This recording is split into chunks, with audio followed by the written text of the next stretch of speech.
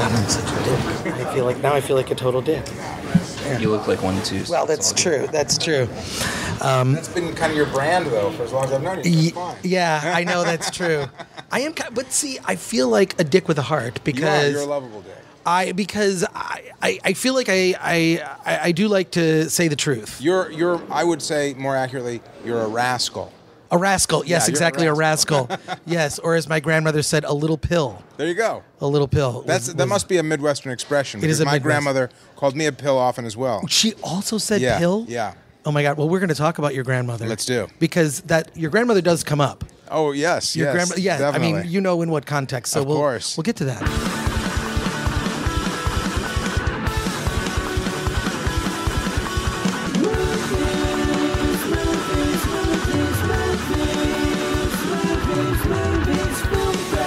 I take filmmaking very seriously. It's my calling. Welcome to the Film Threat Podcast. Thank you. Our special guest, Adam Rifkin. Happy to be here. Hi, Adam. Hello. And I'm Chris Gore, joined as always by... Anthony Ray Bench. And I begged Adam to come on the show to talk about... Because first of all, Adam and I have known each other since I first moved to Los Angeles in the early 90s. Many, many years. Yes, many years that, yes. We some of them we don't care to discuss. But you, I mean... You have just such an uncharacteristic career. No one could ever accuse you of selling out in any form whatsoever. And if you look at the filmography of Adam Rifkin, it's such a diverse range of, you take something, a genre, and you kind of flip it on its ear. And I want to talk specifically about Director's Cut, which is probably one of my favorite indie movies the last 5-10 years. Thank you. So we're going to talk about that. Cool. But I think we should talk about at least a little bit of the beginnings of your career. Let's do. Because the first movie feature that you made, The Dark Backward. Well, but you actually made a feature before that. I actually technically directed 2 movies before that. Right. But The Dark Backward is the one, and it's almost like you made a cult film on purpose, which not a lot of people attempt to do, because cult films generally are known to they failed in their time, right, but are appreciated later, and you kind of did it. You did it at the beginning. Right. Well, that was my hope when we made the film. The Dark Backward was the first script I ever wrote, even though I didn't get to make it first. But when I did get to make it, I knew when I first wrote it, having never directed anything, didn't know anybody in Hollywood, fresh out here from Chicago. I knew that nobody was going to let me direct anything very expensive. If they were going to let me direct anything at all, it was going to be for a very small amount of money, very low budget. So I thought, well, I'm not going to be able to afford special effects. I'm not going to be able to afford movie stars. Maybe if I at least make it really unusual, it will stand out. And I am a big fan of cult films, and had, of course, been a fan of all the ones that everybody loves: Eraserhead and El Topo and Pink Flamingos and all the standards. And I thought to myself, well, those movies are all pretty out there, and that's what got them their attention. I said to myself, I can't imagine that they didn't know when they were making those movies that they were a little left of center. Of course they knew. They're not so oblivious to reality that you can direct Eraserhead or El Topo and think that that's normal. Of course you're trying to make something that's a little bit weird. Yeah. So I wanted to make something a little bit weird. And so I wrote The Dark Backward, which I had hoped would get me some attention because of it being unusual. Now, because The Dark Backward is basically about a comedian played by Judd Nelson, and Bill Paxton's in the film as a great part. And he grows a third arm out of his back. Right. Judd plays a wannabe stand-up comic who's really unfunny. He's terrible. He and Bill Paxton work as garbage men in this sort of garbage world. And he's a terrible stand-up comic, but inexplicably he grows a third arm out of the middle of his back, and his buddy Bill Paxton, played by Bill Paxton, Gus, played by Bill Paxton, sees an opportunity to exploit it. So that's his in show business, is exploiting this third arm, and he gets Wayne Newton to represent Judd, and James Caan is in it, and Lara Flynn Boyle is in it, and we got an amazing cast for a little weird low-budget movie. I purposely made them garbage men, and I purposely set it in a garbage world because I thought that garbage is really cheap production value. I thought to myself, It's everywhere. It is, and Especially in LA. Yeah, I thought if I wanted to create this sort of dystopian universe, if I just start collecting my garbage now, I can just spread it around in every shot, and it'll look like this fabulous production value. It'll look like this whole world is filthy. We had one truck of garbage, and we would shovel it into the truck at the end of the day and shovel it all out onto the set the next morning. And it was instant production value. It worked. How long did you cultivate the garbage? Once the movie was green lit, we started saving the garbage for a few months. Oh, shit. It must have gotten smelly. It did. Oh, It God, was really bad. What's interesting also is you could release that movie now and say it's set present day, because it never in the film does it say it's the future. Yeah. It doesn't say it's the past. It's sort of this bizarre, kind of timeless, weird. I mean, the production value, definitely comes through. Thank you. I mean, and I'd never heard the garbage story. This is the first time I'm hearing it, because I've interviewed you several other times. But that movie just has stood the test of time. I feel like you could release it now. You could just say that you de-aged everybody. Right. In the Digitally film. de-aged Digitally everybody. de-aged. Right. And you've now released this film, The Dark Backward. That's actually a great idea. Well, I feel like you could do that and convince people. Yeah. You could convince people That's that a that's a good true point. thing. That's Because, a good idea. But see, this is also what I love also about the films that you make. There's a sense of showmanship on your part. Yeah. And even though like anyone that's met you knows you're kind of a low-key guy, you're very mellow. You've had like the same look since the early 90s. It's true. Myself as well. We've preserved our early 90s looks. It's true. But like you have sort of a sense of showmanship that I think is so awesome. Thank you. Like about the presentation of your films. I mean, the one you made recently with Burt Reynolds. Yeah, the last movie star. I was just following your adventures on tour and whatnot on social media and like I love that aspect. You don't just make the movie, you go on tour in a sense, right? I mean, you have to when you don't have. I mean, I've been lucky that I've gotten to make a bunch of movies, but I've never had a lot of money to promote the movies that I've made because usually they're independent movies. So you kind of have to do what you got to do to get the word out there. And I've always been a huge fan of the showmanship school of hawking your wares. Mm-hmm. You know, it's that P.T. Barnum, thing where you just kind of gotta do the tap dance to get people to notice that you're there. It's embarrassing. Always. It's never not embarrassing, but you kind of just have to do it, Yeah, because I don't see you as a guy that like you don't, you seek the attention, you don't want the spotlight. It's not all about you. Don't make it all about you.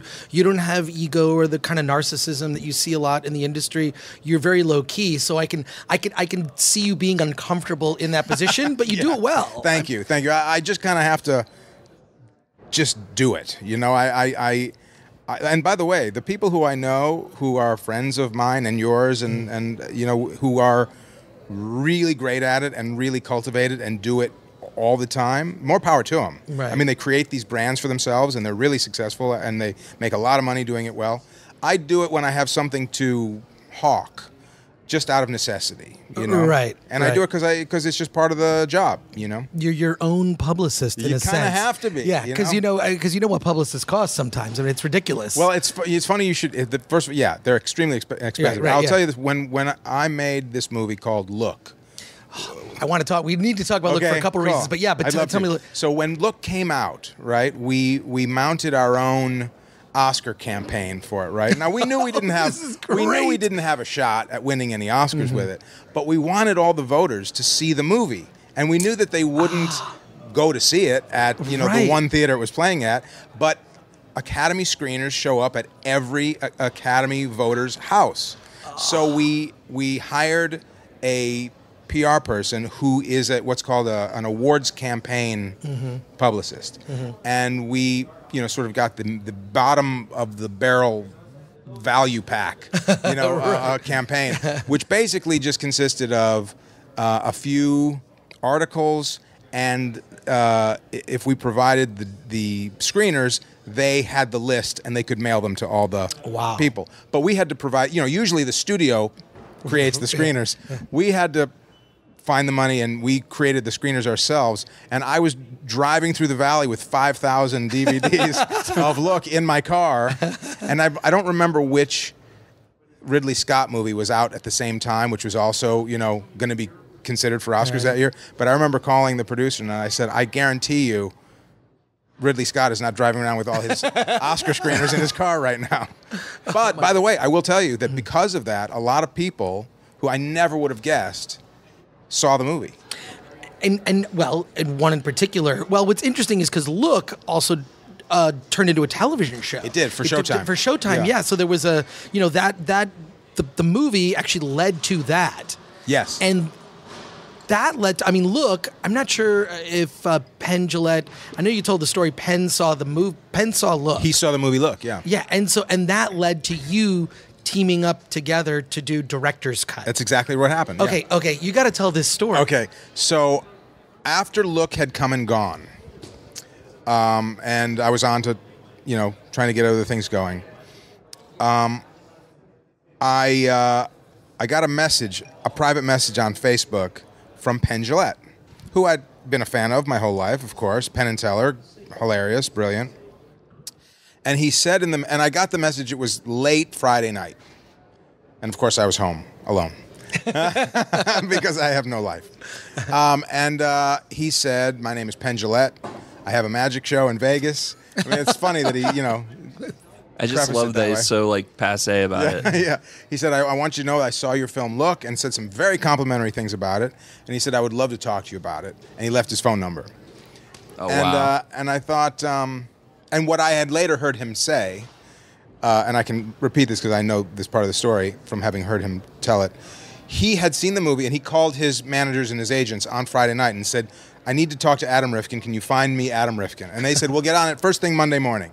So as soon as he hung up, he said, I don't want to wait till Monday morning.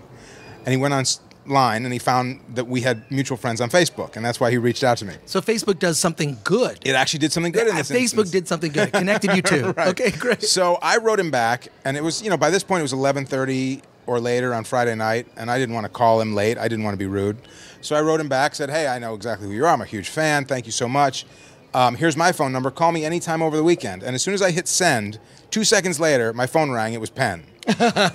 And he said that he had just seen the film. He had been researching and educating himself on found footage movies. And technically, Look is a found footage movie. Mm-hmm. It's all shot, for people who don't know, it's interweaving stories all shot from the point of view of surveillance cameras.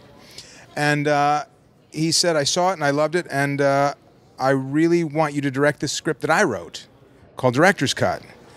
And he said, would you read it? I said, I would love to read it. I generally, not exclusively, but I generally prefer to direct what I've written, but of course I'm open to anything.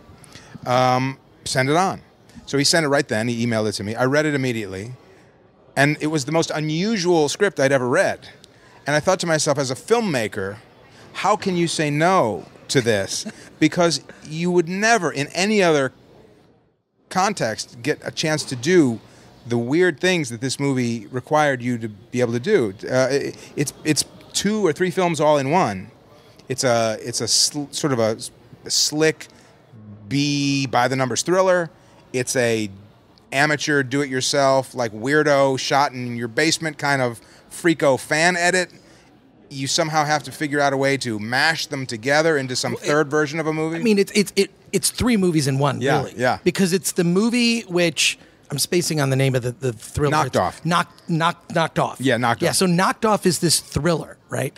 Then there's the movie that Herbert Blount is making, who's based totally on, I remember seeing the movie going, this looks like Tiny Tim. Yeah. Tiny Tim, this entertainer from the 70s. Yeah. That makes so much sense. I didn't catch that. He's bizarre. He would appear on talk shows, and he was just sort of a strange... Yeah, exactly. And he was Penn's idol. Oh my God. Oh wow. Yeah. Oh wow. So he's kind of bases the character on that. So you've got the Knocked Off movie, then you got the movie that Herbert Blount is making, then you have what's happening outside of that, which is its own movie, which is the circumstances surrounding Herbert Blount invading the movie. Yeah. So there are 3, and to keep track of all those layers, and the thing is, so much of Knocked Off is actually shot. Yeah. You could just have finished that movie. Well, we're actually talking about it. I mean, because it's actually, in that type of genre, it's basically a low-budge 7. Yeah, that's exactly right. I mean, it's actually, I think, a more creative 7 in the sense that, like, he's trying to knock off the very famous murders. Yeah, by famous killers. Yeah. By famous killers, and so that in itself is just, and it's played totally straight. Well, we have literally, we literally have 75 or 80% of the movie Knocked Off finished. Oh wow! But it's weird when we were shooting this movie, to shoot. I mean, because the shoot was about 4 or 5 day weeks, so it was about 20-day shoot. So about 18 of those days we were shooting Knocked Off. But it's odd to shoot a movie, and that's not what the movie's about that you're making. It was a very bizarre experience because it only took us a few days to shoot all the creepy stuff in the basement that Herbert Blount was, where he had Missy Pyle kidnapped, and the weirdo stuff that he was creating. And then, of course, all the director's commentary track we did in post. We did all that later. But yeah, most of what we shot is not what the movie is about, and that was a weird thing to get my mind around every day. Well, and it's I just first of all, I brought a giant truckload of smoke to blow up your ass because I was so blown away by the film. I mean, when I first saw a screening of it, you did not have distribution. At that stage. Yeah. And it was here at the ArcLight. Yeah, it was. It was like a Slam Dance screening or something. But it's so wildly creative, so original. And as much as, like, I enjoy your Marvel franchise movies and whatnot. Sure, we all do. Your studio tentpoles, those are fun. Sure. Those are like the fast food movies. This film is so original. Thank you. So creative, has so many layers, is so rewatchable, and it makes fun of so many things. Makes fun of the industry, makes fun of people that are movie nerds like myself. Entitled fans. Which makes it very timely right now. Yeah, exactly. Makes fun of entitled fans. It talks about, first of all, it was funded by a crowdfunding campaign, and it actually weaves in the crowdfunding campaign aspect in the movie as a plot thread. Additionally, even torture porn, which is sort of coming in and out of favor, it mocks it in a way to make it funny because it's the tone of it is not right. As you played the tone exactly right. Thank you. It was played for comedy.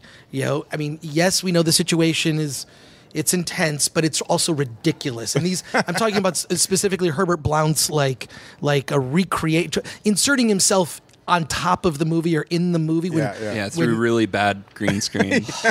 It was and fantastic. I'm told you had to make it because today's cameras, our iPhones, they're so good. You have to actually degrade it more, technical? That was a problem because in the original script and our original idea was that you've got this slick movie being made, and then you've got the amateur footage that Herbert Blount is shooting, and there has to be a delineation between the two looks. But you're right. The footage from a phone looked almost as good as the red camera we shot the movie on. So when we would do initial screenings of the rough cut, people couldn't tell when the Knocked Off ended and when the director's cut stuff began because the technical quality is too good. So we had to actually spend time and money degrading the footage to make it look more amateur, even though it isn't technically accurate because the technology is. We've all got 4K in our pockets. Yeah, exactly. So, but that was all part of the fun is creating all the different looks. God. So, we should start with how even it got. Like, it was, through the crowdfunding campaign, and there was a very different version of the script. I know this from the Q&A. Yeah, it's true. There was a very different version of the script. It was more of they were trying to make a horror film, not a suspense thriller. So when Penn first sent me the script and I read it, this concept was the same, but the original, in a way, it changed to a different genre throughout the pre-production process. The original version of the script was straight up horror. And you mentioned torture porn movies. It was much more in keeping with Hostel and Saw and torture porn style films. And this is something I can speak about publicly. Usually I wouldn't talk about previous actors being discussed for a role, but Missy Pyle knows that other actors had been discussed for her role. Because there was another actor who I can't say who was actually cast prior to us meeting Missy Pyle. I think I know who it is. I'm gonna guess. Okay. After we stop recording. Okay. I'm not gonna say it, but I think I know exactly who it is. Okay. Just some clues, something about I don't know. I have a hunch. So you'll tell me after. I'll tell you after. Okay. So the original draft, like I said, very brutal horror film where this stalker kidnaps this actress off a movie set and tortures her to get her to act in his amateur film, right? And we talked to some very well-known actresses about possibly playing the role. Some of them agreed to do it, and then it fell through because somebody got pregnant or somebody got a big job that was actually paying them, something like that. And then other people didn't want to do it because they felt it was too violent, it was too dark, and then we met Missy Pyle, and Missy Pyle was originally cast as a different role. But when we met to talk to her, we cast Missy Pyle for the smaller role just because she's Missy Pyle. And then when I met her and started talking to her about the role, the smaller role, she's so fun and funny and lovable and great that it became undeniable to me that she had to play the lead. So we suspended negotiations with the actress that we had been previously talking to. Wow. And immediately switched gears and cast Missy Pyle. Now, the thing is, Missy Pyle is so lovable that we didn't think it would be fun anymore to watch her be tortured, because it would be too upsetting. And I don't think there's anything wrong with upsetting in movies. I mean, obviously we like upsetting movies. Yes, I've seen your movies.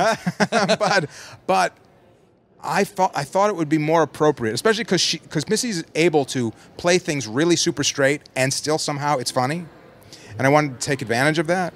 So we decided that instead of Herbert Blount's character being a sadistic, evil torturer, what if he was an obsessive fanboy who was madly in love with her? Yeah, kind of a dork. Yeah, a total dork. And so basically then what it became was more like a fanboy Phantom of the Opera, right? That's a great description. That's brilliant. That's fanboy Phantom of the Opera. Yeah, because he's in love with her, and he's working on the perfect version of the movie for her in his basement lair, and he's upsetting the movie set that she's on to try and, destroy that movie so he can get her into his dungeon to make the real movie for her. He's super concerned about her career. And so obsessed with everything coming from a place of reverence for her, as opposed to violence toward her. And so once we made that sort of psychological shift in context, everything just fell into place. And at the same time, Penn is the first person who said, because it's, as you know, it's an unusual film, and it's hard enough to get really seemingly commercial films funded.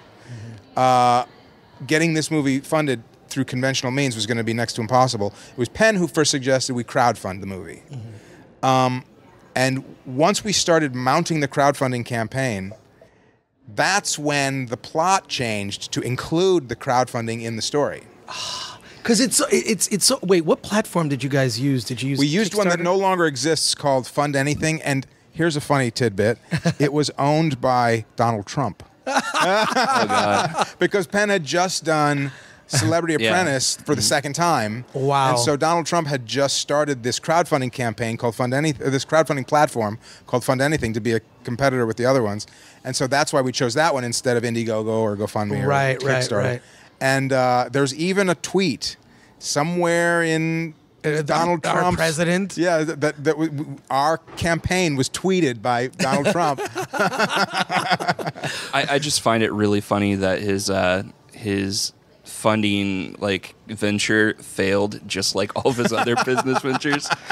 He kind of has a habit of that, just a little bit. Oh God! So anyway, once we decided to weave the crowdfunding into the story, and that's how Herbert's character gains access to the set, everything made sense. It totally makes sense. There's even a scene where you see a bunch of the crowdfunders auditioning for little bit parts. Yeah. And those are the crowdfunders who paid to have lines in the movie. Exactly. But they're auditioning, and I forget that you yourself, you're in the movie, you're the director of the movie. Yeah. In the movie, playing yourself. Right. And from what I understand, because I only know this because I listen to the DVD commentary, that your technique to act in the film was to not learn your lines. I'll tell you. First of all, I thought it was when you said it, I thought that's brilliant because you're just reacting to what people. Right. You got to tell because. Well, I have, as you know, I have acted in things, although I would never consider myself an actor, but I'll ham it up every once in a while. Just for the goof of it all, or if I'm the only one available, which has been the case sometimes. But in this particular instance, I had to just be playing myself, directing the movie within the movie, and his footage, as he's Herbert Blount is a crowdfunder who has donated an enormous amount of money to this crowdfunding campaign, so he bought an all-access pass to the set, and he's filming all this behind-the-scenes footage while we're making this thriller, and so you see me in his footage a lot directing the movie.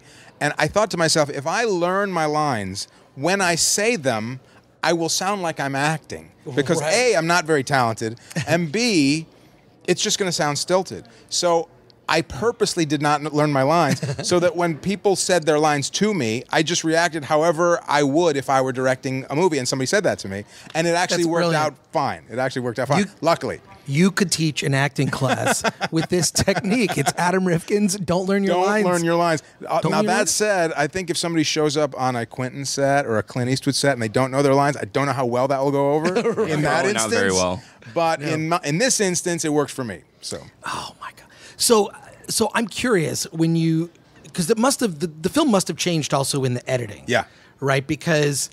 I know there were some scenes that were cut, sequences that were cut. Yeah. So, I mean, there are three very different versions of the movie, from the script to what was shot to what the final. How did you get to that final stage? It was the longest process from when we finished shooting to having a final cut of any movie I've ever made. And that's because it's such a... When you watch the movie, I think you'll agree, you understand everything.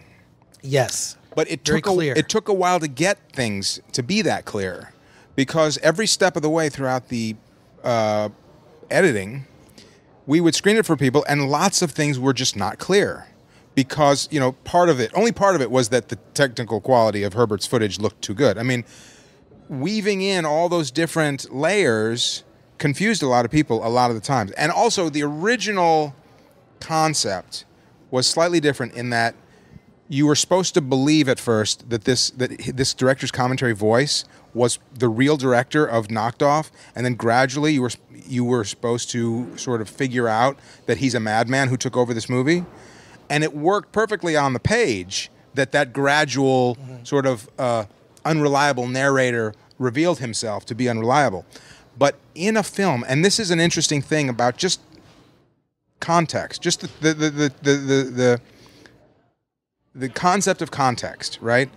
Because we are all, as movie goers, whether you're a movie fan, like a super fan like we are, or whether just a casual movie fan, you are so... it's so ingrained, the language of film, that, and it's such a deliberate art form that if somebody in a movie says, I'm a doctor, you just go with it. The suspension of disbelief has, through millions of movies, taught you that you go along with whatever is told to you on screen. Now, you can, of course, show somebody not be a doctor and put on the doctor outfit and pretend to be the doctor, but you have to really delineate that clearly. Now, when we were showing that Penn was at first pretending to be the real director and then gradually revealing himself to not be the director, people were saying in the screening, who's that other director? And what is he... I thought he's the director. Why is he talking? Why is he doing the commentary? If he's the director, why is he following around the other director? It just... No matter how clear we thought it wasn't clear. And so what we had to do is change it so that right at the beginning in the commentary, right in the first opening credits, we spelled it all out. I'm Herbert Blount. I contributed to a crowdfunding campaign. I fixed this movie. What you're going to see is my director's cut. I took it over. I made it better. I fixed it. Let's go. And once we changed that sort of launch code, the movie made sense to people. It kind of automatically walks you through the entire premise. Yeah. And one thing we were almost going to do is change the title, which we didn't, and I'm glad we didn't, because I think Director's Cut is a better title. But almost for clarity, we almost changed it to Fan Edit, because that's people understand what a fan edit is. Yeah. You know what I mean? That could be the sequel. That could be. Yeah. I feel like I would love to see. I think I messaged you after congratulating you how much I love the film. Yeah. And I want to see Herbert Blount do other movies. As weird as this is, I would love it. I don't know if you could, but what I thought would be fun is have Herbert Blount do The Last Jedi. I would love to see that. Yes. I would love to see Yes. Just like Herbert Blount, because I mean, you saw the thing that happened recently where Yes, of course. they're They're going to remake. there's a crowdfunding campaign. Well, you can pledge the money that they want to remake The Last Jedi. And Ryan Johnson even tweeted, "Please, please, please make this happen." I would love to see that. I'd love to see it. And then, look, I think Herbert Blount, that concept could be so brilliant with other films. I agree. Even if I just feel like the idea is so good. I'm hoping it spins off into some other project. I don't know, like Look spun off into a series. Yeah. I just think it's so strong, and I want people. This is why I want to do a whole episode about this. I mean, we could actually do a whole podcast series about movies you've made. Because you have such a prolific career, and you've had so many interesting experiences early on, like writing some mainstream screenplays. Sure. By the way, you're the one who first told me you should write kids' movies. I'd love to see what you came up with for kids' movies, which is why I wrote Mouse Hunt. Oh, wow. Yeah. Okay. And then that got me some other kids' movies that I wrote. Oh, my God. Because you worked on Small Soldiers, right? I was one of the writers of that, yeah. Yeah. But that's directly because of Mouse Hunt. Oh, so you're wow. the one who, and you had said it to me years prior to that. But and I'd always remembered it. You said to me, you should write kids' movies because I want to see what kind of kids' movie you would come up with. Well, when you look at kids' movies that I think are really leave an impression on children, they're dark. They're really dark. Read any Roald Dahl book. Yeah. They're dark. I mean, that Child Catcher from Chitty Chitty Bang Bang is twisted. Yeah, I mean, it's the best movies for kids are ones that have kids leaving the lights on because they're frightened to death. Exactly. Yeah. So, and I think kids like to be frightened to death. I know I did. Primal about that. Yeah, me too. So I want to see this movie blow up. I would love in the sense of this is why we're doing this podcast right now, is I want everyone listening to this right now because I know it's out on Blu-ray because I have a copy. I think I have a copy with me. You can buy it on VOD. Yes. Director's Cut is the movie, directed by Adam Rifkin, written by and starring Penn Jillette. Adam, I think you doing something else. You've always done something in your career where you have a sensibility that's unlike, you look at some filmmakers, you go, okay, this guy does horror, does this well, and you have a tone that you just, it's not classifiable. It's very diverse. It's if there was a Adam Rifkin genre, it's the WTF genre. It's what the fuck. I'll take it. Thank you. Because you could have done things you almost have like the traditional trappings. Like you've got the window dressing and this, and it looks like it. And then, but you open it up and there's like something you did or did not want to see. I mean, it's you have a way of showing people things that they completely did not expect. Well, thank you. And I just think that that's. Well, I will tell you, being able to cross genres and do movies of different styles and different types of stories. As you said, I mean, people oftentimes are known as a horror director or a comedy director, and I believe that had I taken that path, I would be more successful. In doing movies where I can't really be pigeonholed, artistically is more satisfying for me, and I couldn't do it any other way, but it has hurt me professionally because the people who hire you want to know what is your brand. And if you have if you are a reliable ambassador of that brand, they can say to whoever they work for, oh yeah, we can trust him with this horror sequel to this successful franchise because look at all the other horror films that he's made that have done well. Or same with comedy or same with whatever. But because I've done bigger movies, smaller movies, weird movies, funny movies, bizarre movies, normal movies. They don't know how to classify me, and it makes pursuing a career in an already difficult industry to succeed in even more difficult. That said, some of my favorite directors who I admire have always done it that way, and I have to do it that way because I love telling all kinds of stories, so I can't help myself. And the one thing about, and you will confirm this fact if it's true, Blumps is in every one of your movies. That's true. In some form. That is true. Okay. That is true. And Blumps, we should point out. Starting with The Dark Backward. Starting with Dark Backward. Yeah. So Blumps Industries, Blumps. Yeah. You have to tell the story. Blumps is a, when you see it in director's cut, it's a Blumps Burgers, right? Yeah. It's a fast food franchise Yeah. with this woman's face that she looks, there's a worrisome look. I would describe the look on the Blumps Industry ambassador, this cartoon illustrated image, as being... Who you introduced me to the artist, Brian Clark. Brian Clark, who did some covers for Film Threat. Yeah, yeah. Some art. Yeah, so Brian, so it's worrisome. Yes. It's not like happy. It's verging on panic. right, verging on panic. So you got to talk about where did Blumps Industries come from, and once people start to discover your filmography after they watch Director's Cut, which after you listen to this podcast, you are going to purchase Director's Cut. I bought a copy on Vudu. Thank you. Just because I want to just watch it whenever I want to. Uh-huh. And then I was sent a Blu-ray, which thank you for that, because I was able to listen to the commentary, Right. look at the extras. But you need to see this movie, and then once you discover the other Adam Rifkin films, which, because you'll go on IMDb or one of those services, look at the other films, you can then look for the Blumps Industry. But tell us where Blumps came from. Well, when we were prepping The Dark Backward, like you said before, it's set in a world that you don't know if it's the past, the present, the future. It's this sort of alterverse. And I didn't want any recognizable product names to date the movie. So I wanted to keep it its own separate reality. So I felt we should create a fake company, and all the products are created by this fake company. And so then, if you see Coca-Cola in there, you'll know that it's now.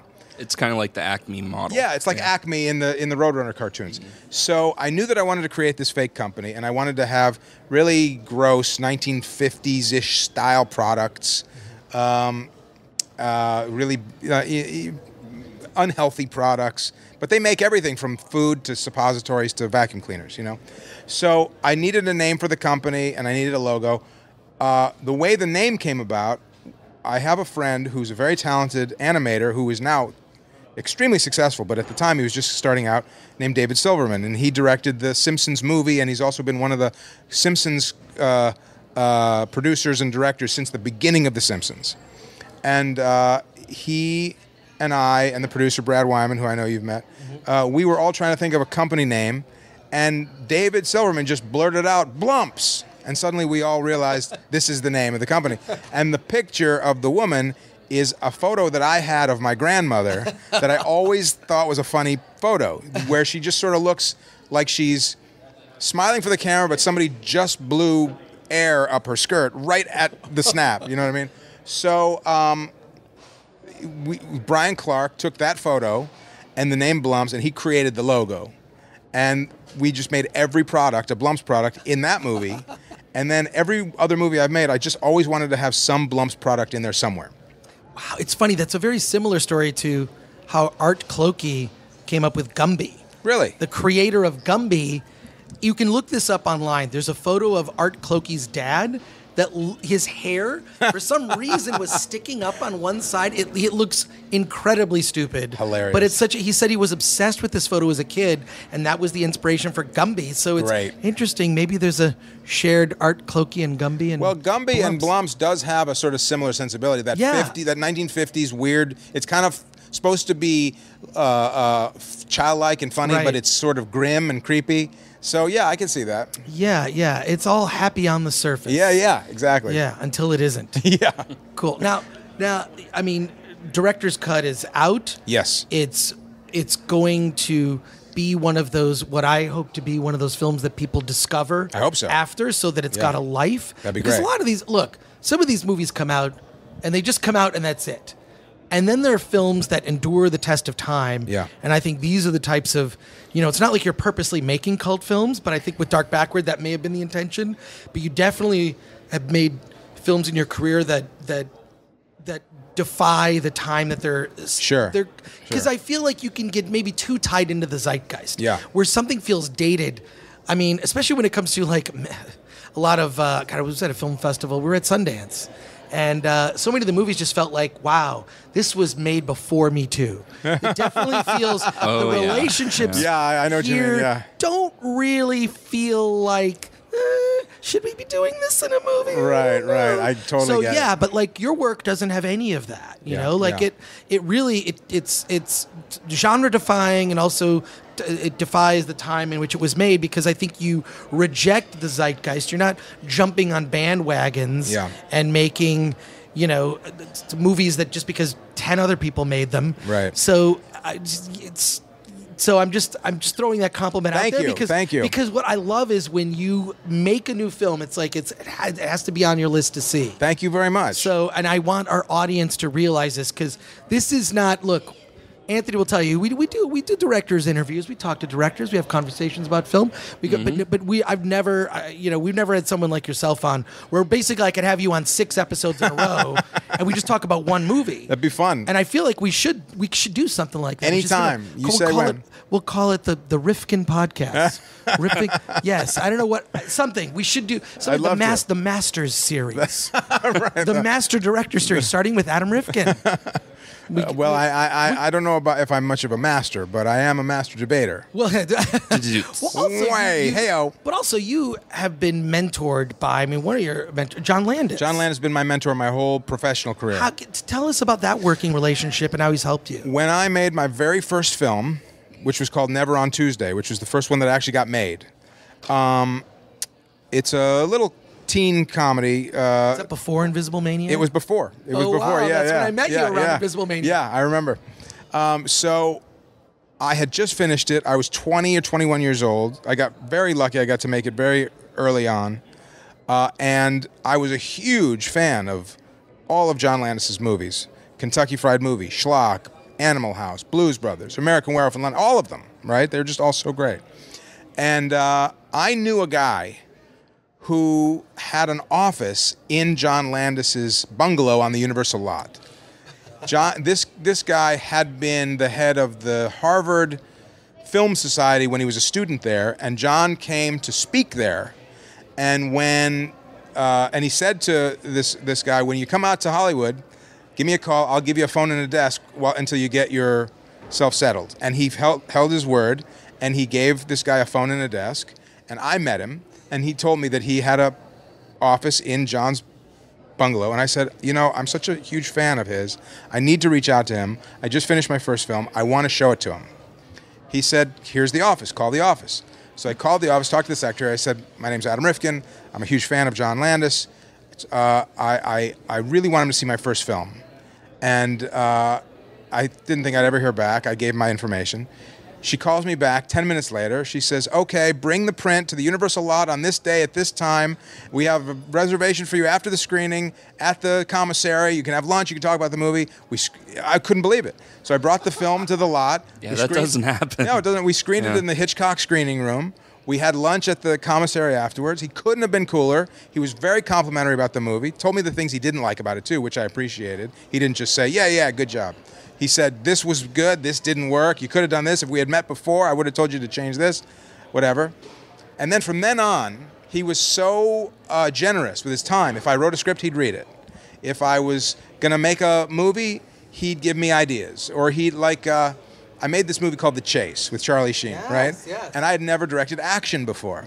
So I called him up and I said, and The Chase was a very low-budget independent movie. People think it's a 20th Century Fox movie. They bought it later. We made it as a little independent movie. I said to him, John, I've never directed car action before. I'm nervous about it. I've completely convinced these people I know what I'm doing, and I don't. He said, well, come to the office, and we'll deconstruct some car chase scenes. So he sat me down in his office. We watched some famous car chase scenes, and he said, just look at the shots, the individual shots. He said, don't just look at the whole. Now let's take it apart. See this shot, is just a shot behind the car driving down the street. This shot is just a camera on the corner panning with the car. This shot is just a shot mounted on the side of the car of a close-up of the wheel. And he said, if you just piece these together, this whole scene is these 12 shots. He said, so you look at it, it's cut together really cool, but it just took 12 shots to do. And suddenly it hit me, oh my God, you can piece together a car chase the same way you would piece together two people sitting around a table talking. It's the same concept. It's just one is moving in a car and one's not. And it really helped put things in perspective for me, you know? Oh, God. And he also, didn't he give you notes on Director's Cut as well? Yes. So what he will always do, he still will do it, and he did it on Director's Cut. He'll come into the editing room, he'll watch the movie, and he'll give me his ideas. And usually he's really brutal, which I like. But what he's absolutely great at is seeing what is unnecessary and making you think differently about cutting it out. So when I showed him Director's Cut at first, it was too long, way too long. He said, and it was not clear. So a lot of things weren't clear. And he said, okay, I see your problem. And he said, this, and this will make it more clear, and this, and this will make it much faster. And he said, try it. And we tried it, and it was unbelievable. It worked perfectly. And he did that with The Last Movie Star. He's done that with all the movies. He really is. When we showed him The Last Movie Star, it was 2 hours long. And I thought, we can't cut another frame out of this. It's down to the bone. And he watched it, and he said, it's still a half hour too long. I said, what? He said, absolutely. He said, let's go through it. So we just sort of went through it a second time. He said, this is unnecessary. This is unnecessary. This you said twice already before. This, and he was absolutely right. And because you get snowblind when you're in there, you've written it, you've prepped it, you've shot it, you've edited it. You think things are more important than they are. You get precious. He said, cut this stuff out. And when we did, it was so much better. So the lesson, kids, is check your ego and get a great mentor. It's true. It's true. And by the way, the editing room process requires real discipline. And it's easy, especially if you're a director who has Final Cut and nobody can tell you what to cut out. You have to force yourself to be your own worst critic in that instance. Because there's a lot of great filmmakers working today who are brilliant but do not have the discipline in the editing room, and so their movies will still be 20, 30, 40 minutes too long, and their movies would be so much better if they would cut them down, but nobody can tell them to, and they don't surround themselves with people who are honest with them, I guess, and so they don't. It's all about the yes men. Yeah. Wow. Man. Well, Adam, I thank you for being on the Film Threat podcast. Before we end it, I do have a quick question. Oh, wait, okay, yeah. Okay. Well, I had one follow-up question, too, but I was going to end it. Okay, yeah. Did Penn Jillette always plan to star in the movie, or did he just write it and kind of intend for the character of Herbert? He wrote it for himself to star in it, Okay. but he said to me, you're the director. If you don't think I'm right for the part, recast it. Oh, wow. He said, I am a believer in you hire the director because you trust that they are going to take the vision to the screen. So if you don't think I'm right for the part, it's your call. And I felt that he was perfect for the part. And so I said, nope, I think we're good. That's awesome. I think even his look looks a little bit like, does he remind you of John Schnepp a little bit? A little like just because they're both Yes. tall. I love John. Yeah, I do too. I love John. John He's a great guy. But yes, there's a similar vibe. I can see if John Schnepp were a little less stable. Right, yeah. If John were less stable. Right, less stable. We love John Schnepp. It is awesome. Anyways, where can people find you on social media so they can follow you? They can follow me on Twitter at Adam Rifkin. I'm on Instagram at Adam_Rifkin. I'm on Facebook. And reach out. Say hi. Tell me what you thought of the movie. And get Director's Cut. It's one of those movies. It's one of those movies that is, as soon as you see it, you want to show other people this movie because you cannot believe what you just saw. By the way, I have to say, yeah, you have always been the best at that. What? As long as I've known you, you've always been the guy that said, "Have you seen the Winnie the Pooh where they took the audio from Apocalypse Yes, Now?" I have. You're the one who's always said, "Have you seen Swirly, the unfinished Yes, ice cream movie?" I have done You those have things. turned me on to things that nobody else knew existed, and so thank you for that. Well, I think that's Film Threat's legacy. Also, is Film Threat Absolutely. brings you the movies that you need to see, you must see. You can't just go with whatever movie comes to the multiplex. You Yeah. have to look beyond. If video stores, bless video stores, they don't exist.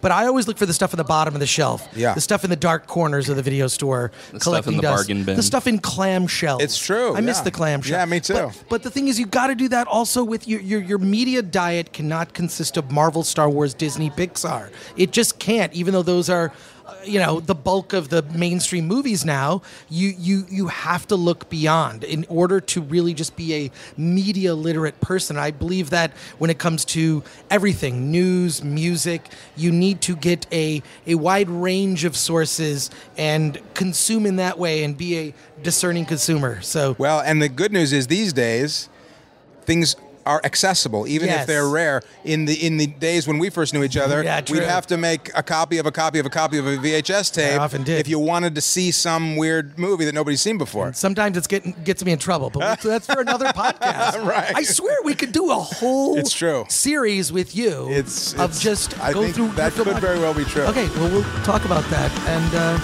let's get out of here. Thank you, Adam. Thank you, guys. Thanks. I work in movies, so I have a good idea how evil works. We're a great team.